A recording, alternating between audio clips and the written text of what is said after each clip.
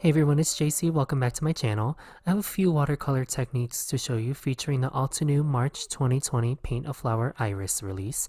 What's special about this Altenew release is it is accompanied by some fantastic watercolor paper and a watercolor pan set. So first up is the stamp set. There are 2 flower images and many encouraging sentiments for someone who you feel needs some inspiration. And here are the watercolor pads. One of them is 4¼ by 5½ inches and the other is 9 by 12 inches. Both pads are brilliant white, cold pressed, and 140 pounds. There is some slight texture to these papers, which is such an appealing quality of watercolor, but at the same time it's smooth enough to capture detail in your outline stamps. Before I show you all the new watercolor pan set, I'm going to show you the first technique, which is stretching your watercolor paper. This requires a little bit of planning and a few other materials, but I'll be sure to tell you what each item is for. I'll preface the first step by saying the reason why I don't make watercolor cards often is because I get frustrated with paper warping when it comes time for me to glue my watercolor panel to my note card base. Stretching watercolor helps your final project lay flat, and for me it's more of a professional quality.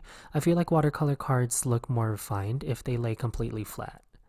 So first I have this tub of water. The level is pretty shallow, just enough to submerge one piece of this watercolor paper. I'll drop the paper and ensure that it is completely underwater. Then I'll set a timer for 5 minutes. After 5 minutes, I'll check to see if I have sufficiently soaked the paper. I'm looking for the paper to droop when held, so the paper is no longer rigid. Finding the perfect balance of adequate soaking and excessive soaking depends on the paper. Soaking too little defeats the purpose of stretching, and soaking too much unnecessarily extends drying time. Okay, so now that my paper is soaked all the way through, I'll grab a light-duty staple gun and this piece of plywood. Mine is about 18 inches by 18 inches and 3/4 of an inch thick. I'll remove a little bit of excess water from my paper with a paper towel and gently staple the paper to my wood plank. Now the temptation is to grab your heat gun. Don't. This paper must dry evenly and gently for stretching to work. Before I show you all the end result of stretching, here's the new watercolor essentials set from Altenew. I made a swatch and mixing chart of all the colors in this set. I think it is imperative to swatch your watercolors as well as make mixing charts. I'll use the mixing chart to my advantage for painting with color complement. More on that later. So I stretched the paper the day before, and now the next day I have my fully dry and stretched paper. You'll notice the paper has pulled away from the staples and the paper is buckling in the edges. This tells me the paper has dried and stretched, and now any washes of watercolor I apply to this paper are not going to cause significant warping of the paper. Do not remove the paper from the backing board. Until you're done painting, the paper has to stay stretched by the staples. Here is Paint a Flower Iris, and I'll stamp the iris outline image using a water reactive ink. Luckily, since the texture of Altenew's watercolor paper is fairly smooth, I get great detail while stamping this flower cluster. I'll let that ink dry back a little bit and pull out the materials I need for this card.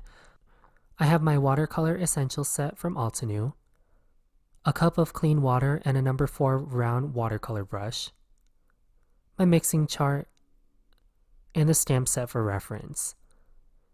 So now I'll show you all the importance of that color mixing chart and painting with complementary colors.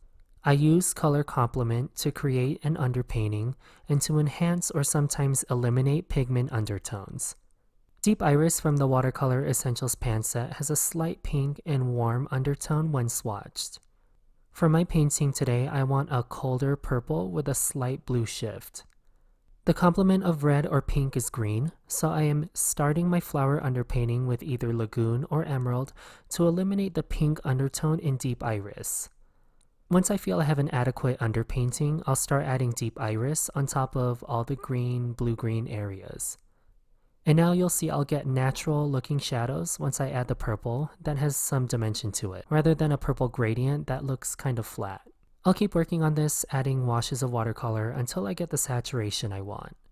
I'll use the color complement again for the stems and leaves. Instead of using green to tone down red like the petals, I'll use crimson to tone down green and create natural looking leaf shadows. I'm going to keep painting, put on some music, and I'll come back to show you how I finish this card.